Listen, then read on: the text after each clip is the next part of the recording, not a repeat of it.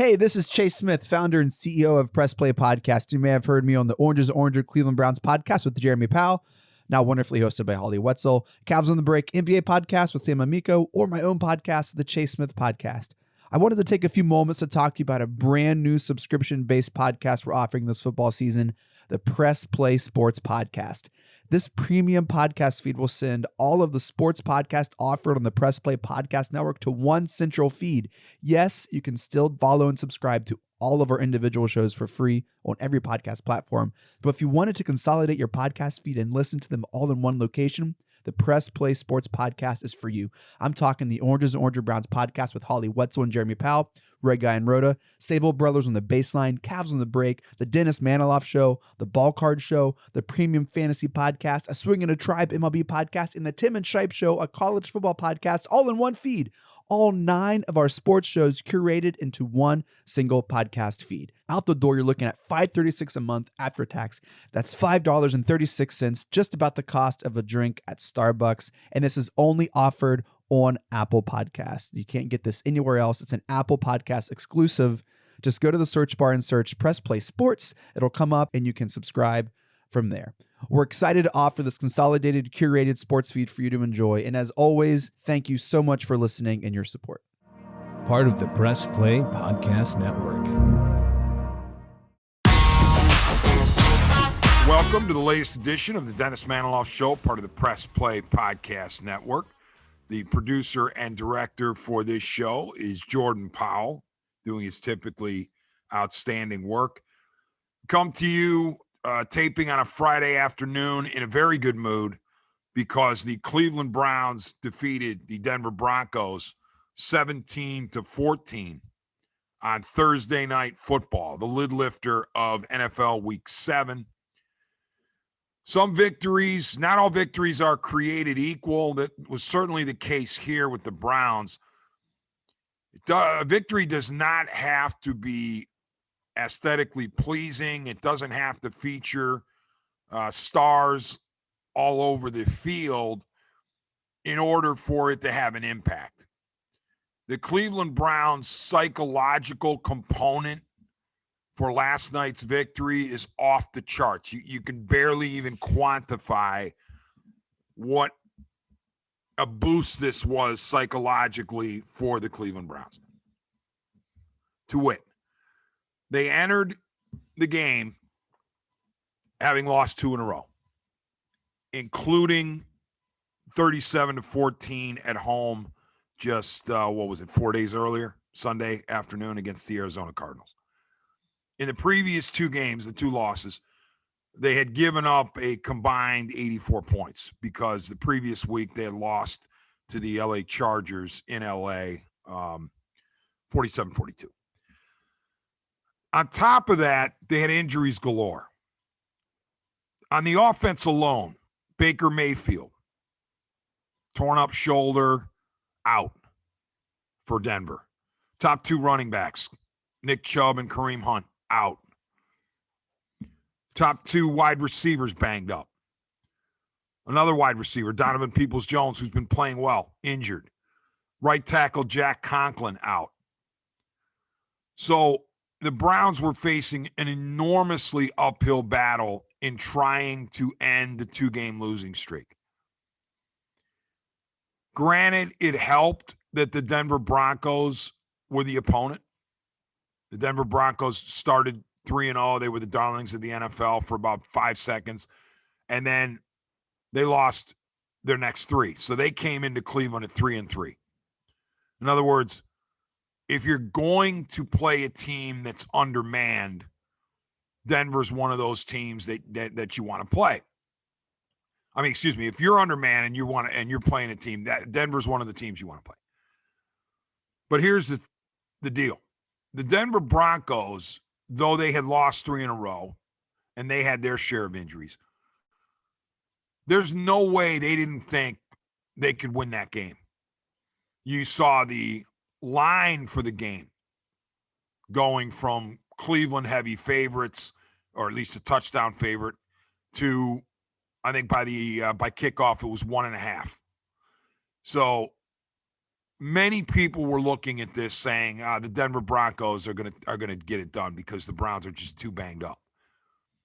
And I guarantee you the Broncos locker room thought the same thing. They were sitting there going, there's no way that Browns backup quarterback Case Keenum and Browns backup running back Dearness Johnson are going to beat us. But that's exactly what happened. With Dearness Johnson leading the way, Keenum playing a very solid complementary role, and the defense playing reasonably well, the Cleveland Browns defeated the Broncos 17-14. This was a classic team victory. I mean, of course, there were guys who stood out, and we just mentioned two of them. Dearness was the star of the game. Keenum was, kind of the Robin to Dearness Batman. Myles Garrett had a sack and a half on defense. John Johnson III had a pick. Jamie Gillen, the punter who seemingly was on the spot for a job issue a couple of weeks ago, has responded. He punted well last night. But this was a situation where everybody contributed, from the coaching staff to the trainers to the, quality control. Everybody on the Cleveland Browns pitched in to help secure this victory. And that's why head coach Kevin Stefanski was so happy after the game in the locker room. We saw the clip of him talking about how the Browns gutted this one out and they battled. And that's exactly what happened. This was a classic team victory when there were injuries, there were odds stacked against them, even though they were, again, slight favorites. And so it was fun to watch, even though it wasn't the prettiest of pictures. It wasn't a beautiful thing. It's not like the Browns went out and won 49-0 and just were dominant in every phase and every second of the game. You had to figure there were going to be hiccups. You had to figure there were going to be glitches, and there were, but the Browns overcame them. The Browns had guys who were injured during the game, staying in the game, showing the type of gamers they are, showing the type of competitors they are. So even though this wasn't even a division game, and even though it was against a team that's now under 500 in the Denver Broncos at 3-4, it carries enormous weight. It's a huge psychological victory. It's a victory that, keeps them above 500 at 4-3 instead of being below 500 at 3-4. I mean, you think about the alternative. If they would have lost, they're 3-4 going into a mini bye. They have to sit on that for however many days before they welcome the Pittsburgh Steelers to town. So being 4-3 is a world of difference from 3-4. Even though it's only, a one-game swing, it means a whole lot more to the Cleveland Browns. That the fact that they were able to win this the way they did and go into their mini bye above 500 is incredibly important. We mentioned Dearness and Case Keenum. We'll get into their stats on the other side of the upcoming break when I give out game balls. I'm so glad that I had the opportunity to give out game balls, because I don't give out game balls when the Browns lose. I only give them out when they win. So I was in my typically generous mood after victories. The total this time is 10 game balls, and I don't mind doing it. I wish I could have given them to every single player because, like I said, it was a team-wide victory, but we'll settle on 10. And I really appreciated listening to the game or watching the game. I was in the studio at the WTAM World Headquarters in Independence. I was doing a show during the game, so I actually didn't get to listen to it, but I watched it with the sound down as much as I could. And once again, Cleveland showed through great, and everything looked awesome on TV. Seemed like the crowd was energized, and I was once again proud to have been born and raised and reside in Cleveland, because it was a great look on national TV. And the NFL just is the gift that keeps on giving, because even when you have a matchup that doesn't look great, somehow, some way, most of the time, the vast majority of the time, the NFL winds up with an entertaining product. And that's what happened last night. The matchup on paper, given who was available, given the records, didn't look all that great, but it wound up being a very entertaining game, and I'm sure the ratings were beaucoup. So tip of the helmet to the NFL for another in a long, long, long line of competitive, entertaining games. All right, when we return, I'll give out the game balls from the Browns' 17-14 victory over the Denver Broncos. Hi, this is Maria Gincola with Mindful MMJ Ohio. Did you know that medical marijuana has been legal in Ohio since 2016? If you have one of 25 qualifying medical conditions, you can obtain your medical marijuana card today. The most common conditions are chronic pain, including migraines and back or joint pain, PTSD, fibromyalgia, spinal cord disease or injury, and cancer. If you or someone you know is interested in learning more or to find out if you qualify, visit mindfulmmjohio.com and fill out the short pre-qualification form. The process of finding a physician, filling out paperwork, obtaining medical records, and scheduling an appointment seems like it would be a daunting process for most. But, lucky for you, Mindful MMJ Ohio will help you every step of the way to make the process quick and easy. In most cases, we can approve a qualified patient within 24 hours. And the visit is virtual, so you don't even have to leave home. So what are you waiting for? Visit mindfulmmjohio.com today.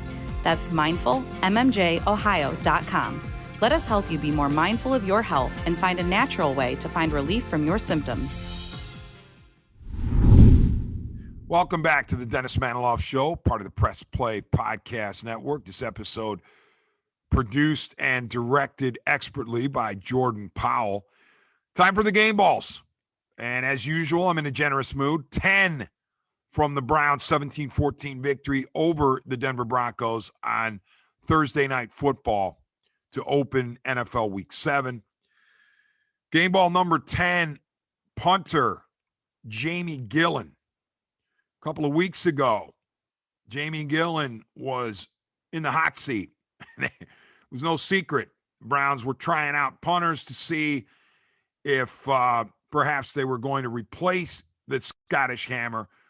And the Scottish Hammer has responded with some really good punts the past few weeks. Last night, 3 for 155, 51.7 average, 2 inside the 20, along a 65. So when pushed, when challenged, when the organization pretty much told him, hey, Jamie Gillen, you got to get your act together. You got to punt better. He has. Game ball number 10 for the Scottish Hammer. Game ball number 9, and by the way, these are ascending order of significance. Game ball number 9 to the legendary Johnny Stanton IV. Johnny Stanton IV, the fullback out of UNLV, had a beautiful line last night on the when it came to his receiving totals. 1 catch, 1 yard, 1.0 yard average, 1 touchdown, long of 1, 1 target. One's across the board for Johnny Stanton IV. He was indeed number 1 with that catch, and it was a big one. I mean, every point was big last night, obviously, in a 17-14 game. Stanton comes out of the backfield to catch Case Keenum's pass in the third quarter and allow the Browns to restore their 10-point cushion. And so mega props to Johnny Stanton IV. He gets game ball number 9. Game ball number 8, Safety John Johnson III. Huge pick by JJ3 in the end zone of Teddy Two Gloves, Teddy Bridgewater.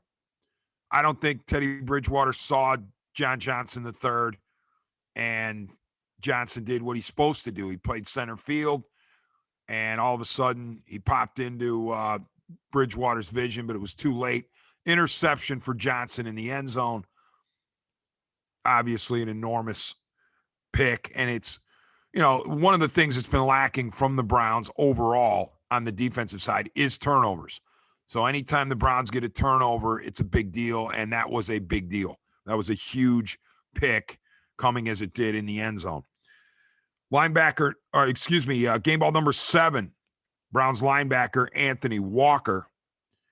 Walker, really solid. 10 total tackles, 7 solo. I didn't need to see that stat line that he had 10 total tackles and 3 solo to know that the young fella was all over the field. And he did a really nice job as sort of the leader of that linebacking core. Number 4 was everywhere. And he deserves a game ball. He gets game ball number 7. Game ball number 6, Browns head coach Kevin Stefanski. I thought Kevin Stefanski called a great game. I have wondered, over the past 2 years, the 2 seasons that Kevin Stefanski's been the head coach, sometimes I've wondered about his late game play calling when the game is tight. And you know what? I mean, he's the head coach. He's also the play caller. That means he's going to be, the subject of some criticism when things don't go well. But I call things as I see them on a week-to-week basis, and what I saw last night was an outstanding job by Kevin Stefanski. It began with Stefanski and the Browns winning the toss, and the decision, instead of deferring, which Coach Stefanski likes to do, he's like, let's get the ball. We're going to take the ball. And not only did they take the ball, they went right down the field and scored. And when I say right down the field, I mean it. 5 plays, 75 yards, and 240. There's no way in the world the Denver Broncos anticipated that the Browns were going to punch them in the mouth with Keenum at the controls, but that's exactly what happened. I would venture to guess the Broncos were convinced that if the Browns won the toss, they were going to defer, even with the issues the Browns defense has had the previous 2 weeks. I'm sure the Broncos thought that the Browns were going to defer, take the ball in the second half, and give the ball to Teddy Two Gloves to start the game. And instead, Stefanski crossed them up. He showed faith in his offense. He showed faith in his play calling, too, because his play calling was terrific in that first series, including a tight end screen to Austin Hooper for a big gain. And so Kevin Stefanski dictated terms right out of the gate, and it paid off huge. And then, of course, you fast forward to the third quarter. Coming out of the halftime, the Denver Broncos, down 10-0, embarked on a 13-play, 79-yard drive in 7-12 to cut it to 10-7. At that point, you're like, uh-oh, because the offense had been struggling, and the Denver had kind of settled in against Case Keenum. What do the Browns do to respond to that touchdown drive by the Broncos? They go on a 13-play, 75-yard possession of their own that lasts 7:21 and results in a touchdown. The Stanton touchdown catch on 1st and goal from the 1. Beautiful job by Kevin Stefanski of mixing and matching in that possession. That was a masterwork of a possession. And it included a very bold decision. This is why Kevin Stefanski gets paid what he gets paid, to make these calls. 4th and 3 at the Denver 6 with 56 seconds left in the third quarter. Even in the modern era, even in the 21st century when analytics rule the day, I submit that the majority of head coaches in the NFL would have kicked the field goal in that situation, knowing that they had, a backup quarterback, knowing that their defense was playing reasonably well. I think the majority of coaches in today's game would have kicked the field goal to go up 13-7 and said, all right, we're going to force Teddy Bridgewater and the Broncos to beat us potentially with a touchdown instead of a field goal to tie. Because if you don't get that on 4th and 3 at the 6, it's a 3-point game and the Broncos are feeling it. They are, especially off of their previous drive, which was a touchdown. Well, Kevin Stefanski says, you know what? I'm not going to kick the field goal here. I'm going for it. Once again, I believe he shocked the Broncos. Case Keenum back to pass. Admittedly, the play didn't go quite as it was drawn up because Keenum wound up scrambling up the middle. That was not a called quarterback run, but Case Keenum scrambled and then had to do a couple things, a little extra effort to get past the sticks, which he did. Wound up fumbling the ball into the end zone. Browns recovered, but he was ruled down at the 1. Next play was the Keenum pass to Stanton. But the fact that Kevin Stefanski, I wanted to say roll the dice, but with Stefanski, he would, bristle at that. He doesn't believe it's rolling the dice. He believes it's playing the percentages, and he doesn't think it's necessarily a gamble the way they calculate these things.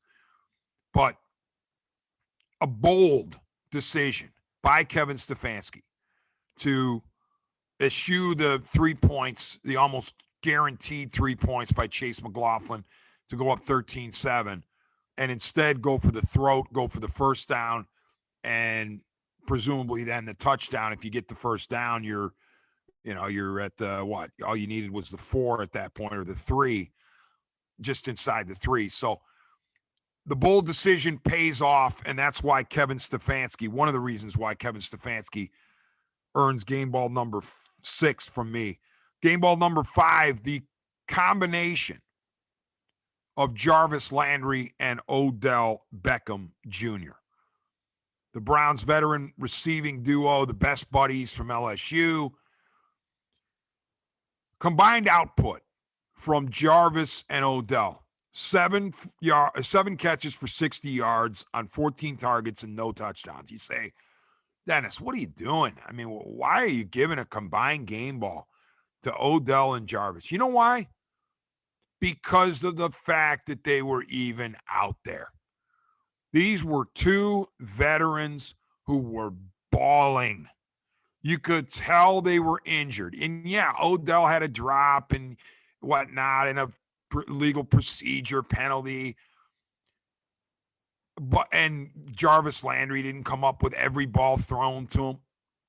In this case, I didn't care, because just the fact that number 80 and number 13 were on the field was all I needed to see. They were out there, and you knew they were banged up, but they're out there showing the rest of their teammates, hey, if we can go out and play and we can sell out for a victory on a Thursday night, then you can too. No matter how banged up you feel, let's go win a game. That's the mentality that you have to have if you want to go places. And here's a situation where Odell and Jarvis are extremely wealthy human beings. They did not need to play last night for their bank accounts. They're set for life many times over.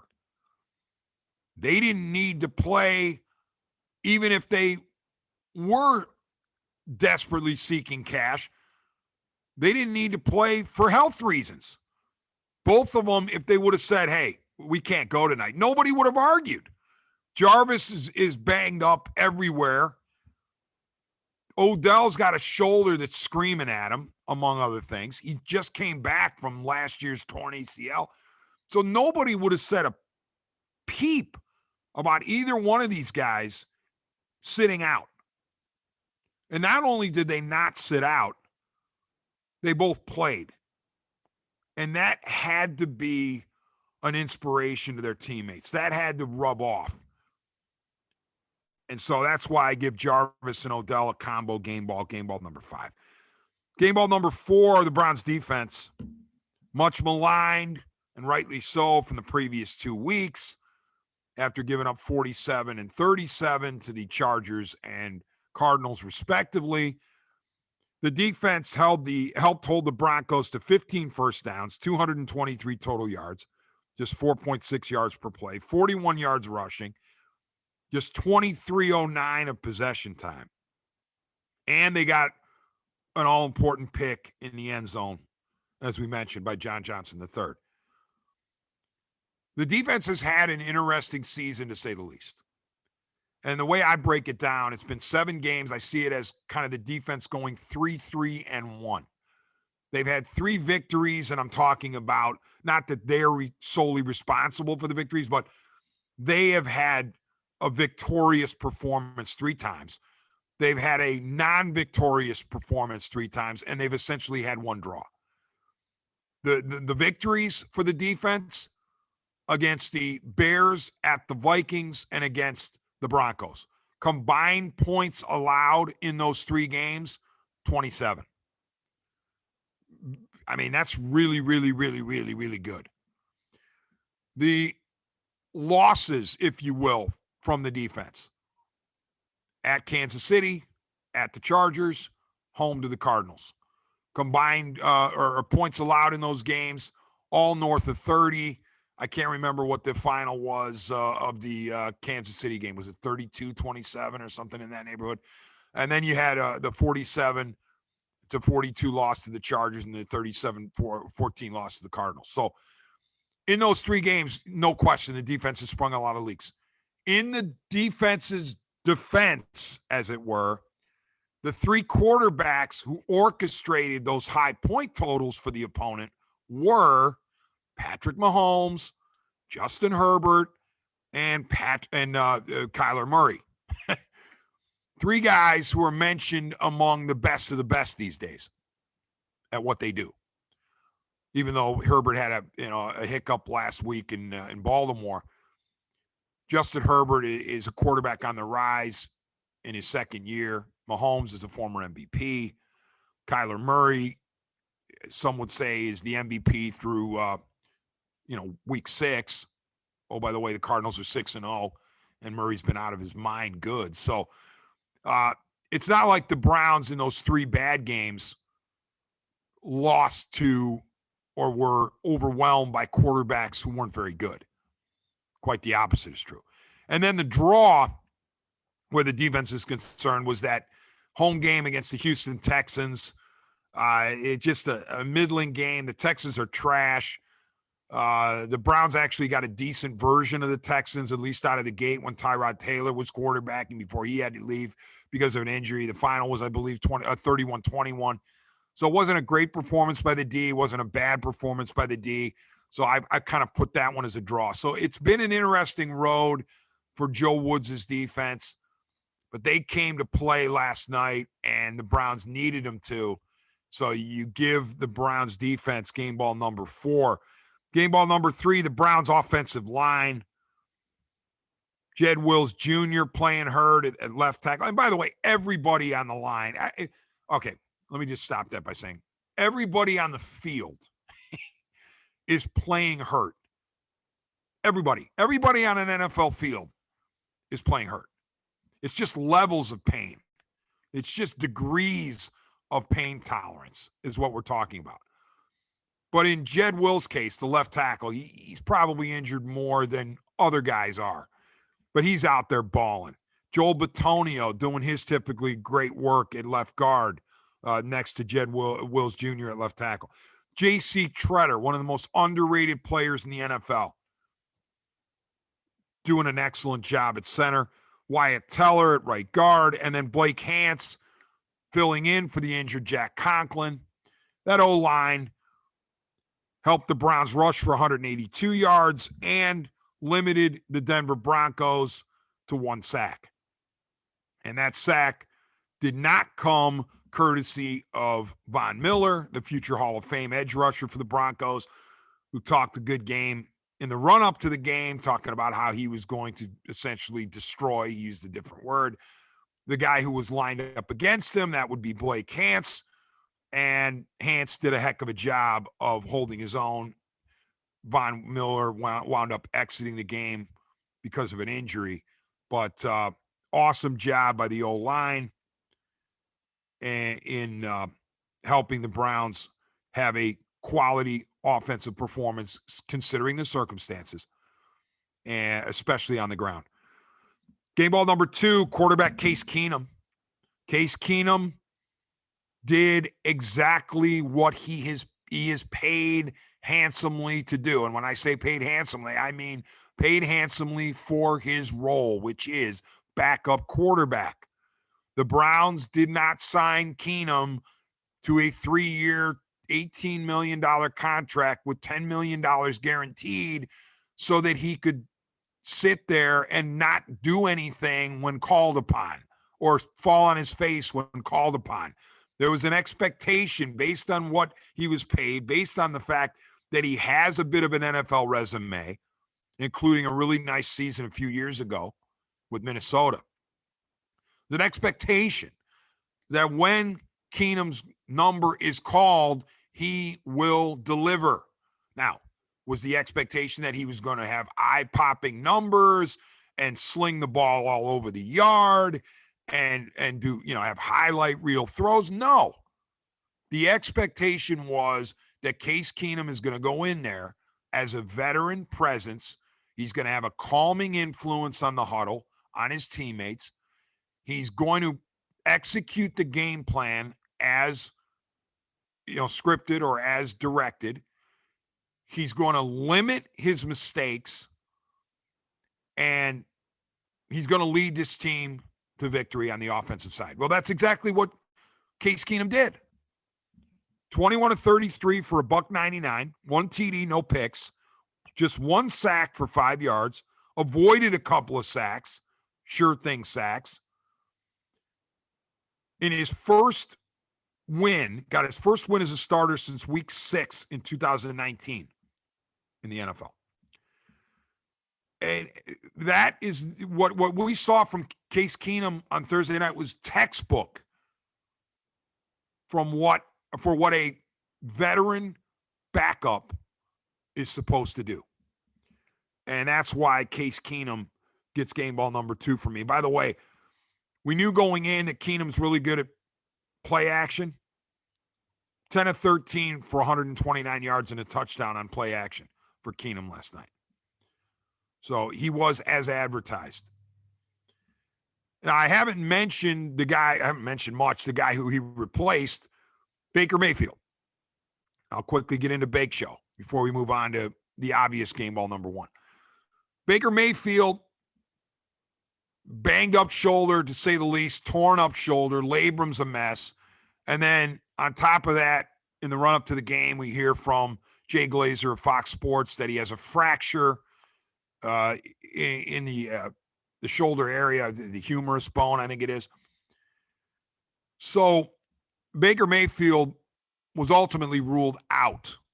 And even though he wanted to play, he desperately wanted to play on Thursday.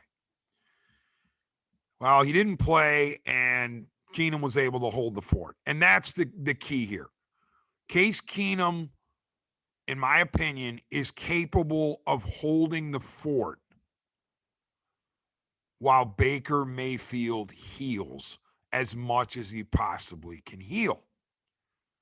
Because as we have said, and as we know, no NFL player from the moment they start training camp or even rookie mini or mini camp, no NFL player is ever 100%. One of the most grueling, incredibly physically demanding sports you could ever imagine. So I don't think that Baker Mayfield will ever be 100%. Okay? But what he needs to do, in my opinion, is he needs to get healthy enough before he comes back. He was talking like, oh, he hopes to play a week from Sunday against the Steelers. Slow down, Bake. Okay. We know you're a gamer. We know you're a competitor. We know you have a pain tolerance that's through the roof. We know you want to be out there with your guys. But the best chance that the Cleveland Browns have to go where they want to go this season and even beyond is if Baker Mayfield is as healthy as he possibly can be. In my opinion, the worst thing that would happen is Baker Mayfield feels decent next week and somehow convinces the medical staff and the coaching staff, hey, I can play with a fractured humerus bone. I can play with some frayed rotator cuff. No. The first thing you do, Bake, is you get that fracture healed to the satisfaction of every doctor who looks at the x-rays and every doctor who tests you. Then you get the rotator cuff, or you get the shoulder to be as the labrum to be as healthy as it can be. Once those hurdles are cleared, once everybody is on board on the same page, then go ahead and come back. But don't rush back and then re-injure it even more. And the next thing you know, you're done for the season. You know shoulder surgery is coming eventually anyway. You could save this season perhaps by getting that fracture healed and while the fracture's healing, let the labrum heal to a degree and be available to the Browns down the stretch while hopefully Case Keenum holds down the fort. That's what Keenum is. He's a placeholder right now. Don't worry about getting back in there, rushing back in. Let Case Keenum try to do his thing for however long it takes, and then you come back as long as the medical team says so, ripping and snorting late in the season and help the Browns get where they want to go, which is to say deep into the playoffs and into the Super Bowl. Game ball number 1 from Browns 17, Broncos 14, Thursday Night Football from First Energy Stadium. Of course, D'Ernest Johnson. I call him DEFJ, D'Ernest freaking Johnson. First NFL start. He's in his third NFL season, all with Cleveland. 22 carries for 146 yards and a touchdown. 2 catches for 22 yards. I'm sure he threw in some good blocks somewhere. But all I was worried about was what he was gaining. And he was awesome. As I said about the Broncos coming in, there is no way they thought that they were going to get beat by the combination of quarterback Case Keenum and running back D'Ernest Johnson. D'Ernest Johnson pounded the Broncos. He was physical at the point of attack. But here's what's interesting about when I say point of attack. For D'Ernest Johnson, the point of attack varied because he was so patient. He showed an extraordinary amount of patience once he got the ball in his hand. He wasn't just diving into the pile and saying, oh, I'm going to get as many yards as I can each time I touch the ball. He went into the pile, into the line with a plan, and he waited for that half second that was necessary for a hole to open or a sliver to open, and then he would slide through it. Remarkable amount of patience from a guy making his first NFL start. And then once he sifted through the big bodies and got to the second level, he was delivering a blow, or he was avoiding a blow, or he was dragging would-be tacklers a couple extra yards. He was doing pretty much everything you could ask of a running back. And, I mean, there was a combination of physicality, finesse, smarts. He thought the game through. He thought his carries through. I'm sure he visualized them before he got the ball. But it was just a virtuoso performance at the running back position by a guy making his first NFL start. And what was interesting, too, is the NFL Network graphic had Dearness Johnson, the first Brown with 100-plus rushing yards in his first start since Larry Mason in 1987. And while I was on the radio show with my producer, Jake Underwood, over at WTM 1100 and 106.9 FM in Cleveland, Jake and I looked at each other. Larry Mason? What?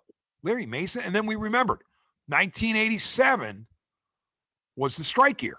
The replacement players played for a couple of weeks. Well, that first week that the replacement players played, which was week 4 of the 87 season, the Browns beat the New England Patriots 20-10, and Larry Mason rushed for 133 yards. So that was a fascinating nugget. Larry Mason had been the previous Brown to rush for 100-plus yards in his first career start. Dearness Johnson became, the next one. So awesome job by DEFJ holding down the fort while Nick Chubb and Kareem Hunt heal.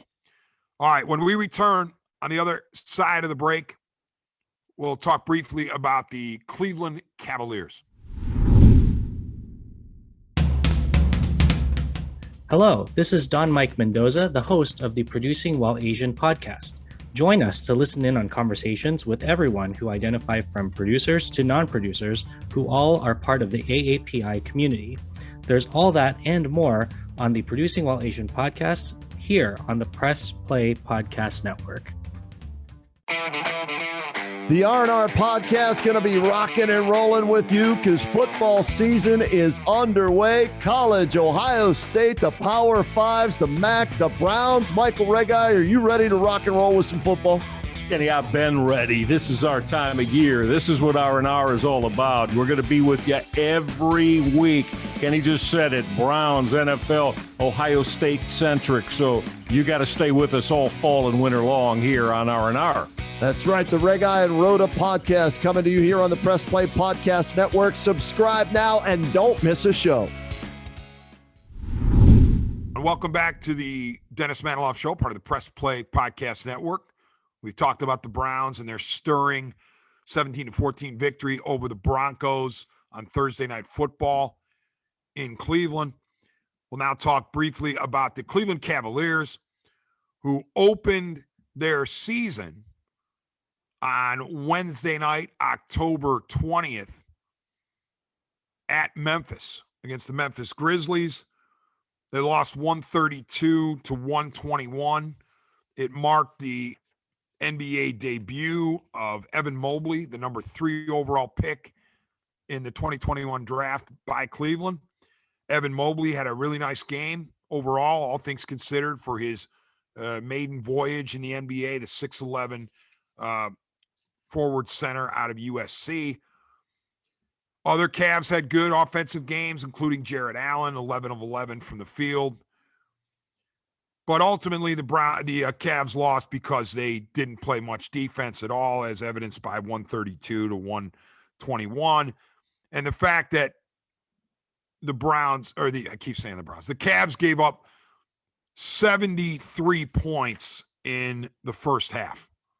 That is just unacceptable on a million levels. You cannot have it. And yet the Cavaliers did. Unfortunately, it's a carryover because their defenses have not been all that great since LeBron left the second time. This is now season 4 of post-LeBron 2.0. And one of the traits of the teams post-LeBron 2.0 have been not very good defense. And granted, young guys and inexperience and all that. But it just feels like the team concepts when it comes to defense, rotating, communication, help, all that kind of thing, just hasn't been there, and it wasn't there against the Memphis Grizzlies. Yes, it's true. The Grizzlies are a tough out. They were a wild card or play-in entry last season. They have Ja Morant, and Ja Morant was awesome. He was spectacular against the Cavs. I think it was 37 points on 29 shots. The reason the Cavs lost last Wednesday night was because the Memphis Grizzlies had Ja Morant and the Cavs did not. That said, the defense still has to be better. They have to improve if they want to be taken seriously during this rebuild season 4, trying to win more games, trying to, dare we dream, sniff playoff contention in the final couple of months of the season. They got young pieces. They've got new guys coming in, Ricky Rubio, Lauri Markkanen, and of course Mobley from the draft. But youth and inexperience and guys learning to play together can't always be the excuse when you have defensive lapses that allow you to, give up 70-plus points in a half. I don't care who you're playing. I don't care where you're playing. That can't be acceptable on any level. And hopefully the Cavaliers also get sick of losing, like now. I want people such as Kevin Love, who admittedly is coming off the bench now. But I want Kevin Love to say, listen, I was around when the Cavs were good. I was around during LeBron. I was part of the title team in 16. And now we've been losing a lot these past 3 seasons, and we might lose again this season, but I don't want it to happen. I hate it. I'm sick of losing. Let's turn the rebuilding page, and let's not even think we're in a rebuild, even though we know that we are. But let's not think that way. Rid yourselves of that mentality and say we need to start winning, and we need to be sick of losing. I hope that's the case for the Cavaliers. They open at home tonight against the Charlotte Hornets, and then welcome the Atlanta Hawks the following night into Rocket Mortgage Fieldhouse before embarking on a 5-game trip that's not going to be easy by any stretch of the imagination. All right, when we return, a quick note about a fascinating National League Championship Series. This is Mike Voorhees, co-host of the Swingin' a Tribe MLB podcast. If you love Cleveland Indians baseball, then this is the pod for you. We've got you covered each week as we talk about all the games, breaking news, trades, the roster, all things Tribe. You're going to love it. Go Tribe.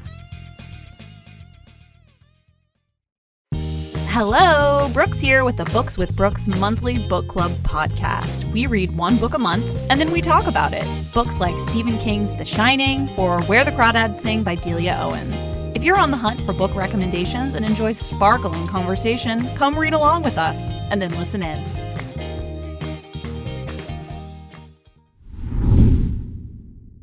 Welcome back to the Dennis Manoloff Show, part of the Press Play Podcast Network. To wrap up this particular episode, I felt like we had to talk about the National League Championship Series, which is through 5 games and has the Atlanta Braves leading 3-2. Game 6, and if necessary, 7 will be in Atlanta. Game 6 will be tomorrow night, Saturday night, or Saturday. I mean, I'm not sure exactly when they're going to run it. If the ALCS is extended, I'm not sure when the Atlanta Dodgers game will be played. But what's incredible about this series to me is Eddie Rosario. Eddie Rosario has had a remarkable National League Championship Series.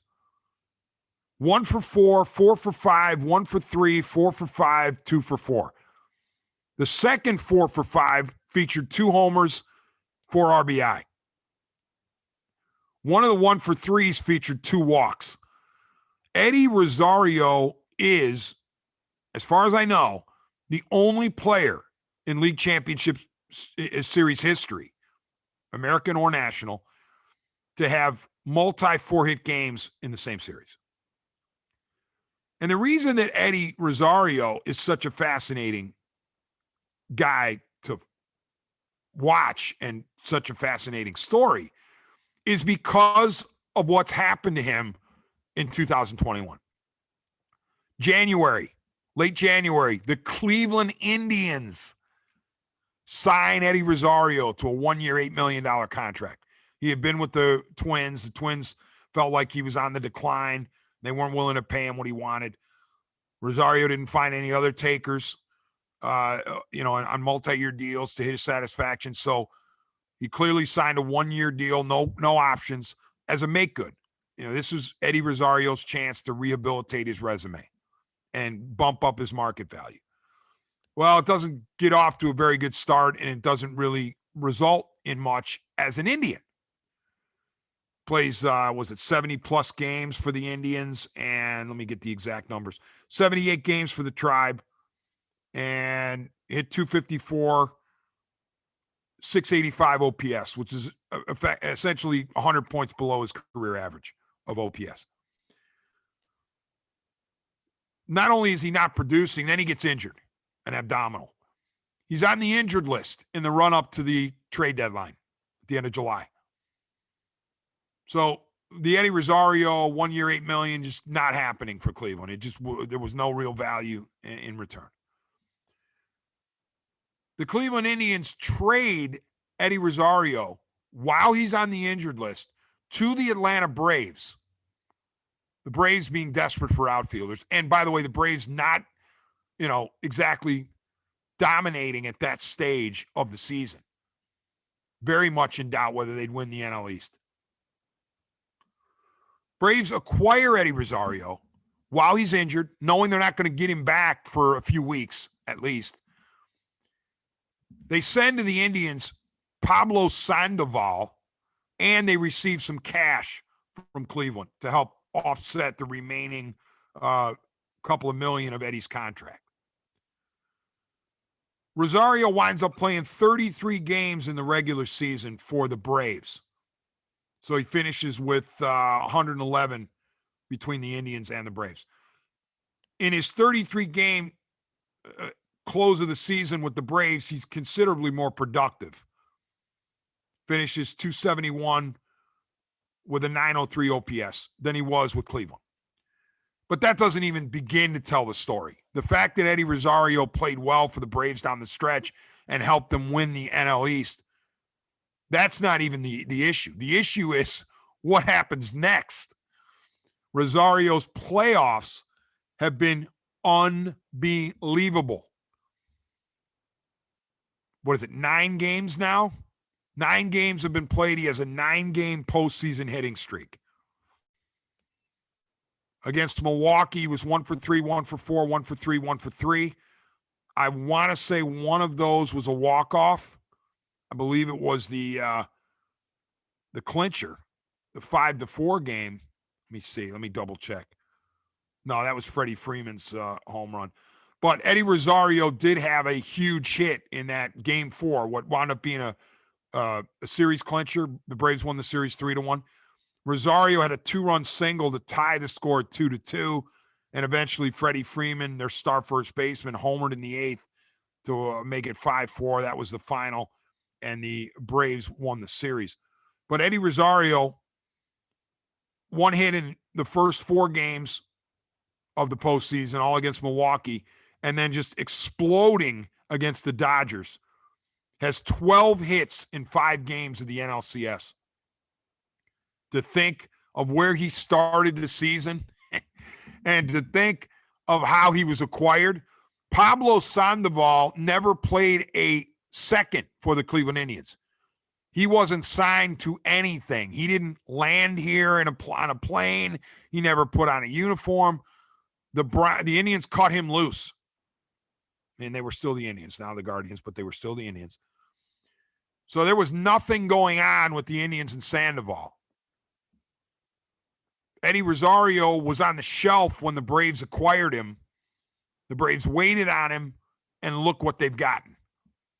The star of the NLCS. And the Braves are 1 victory away from the World Series. And what the heck? If they got to the World Series, it wouldn't surprise me if Eddie Rosario had 15 hits in the World Series. I will say this, though. wouldn't shock me at all if the Dodgers, with all their firepower and their pitching, win the final 2 games of this series. I hope it doesn't happen because I like the Braves, and that would be 3 straight because the Dodgers were down 3-1. It wouldn't shock me at all. The Dodgers are not going to be nervous tomorrow night at all, playing in Atlanta.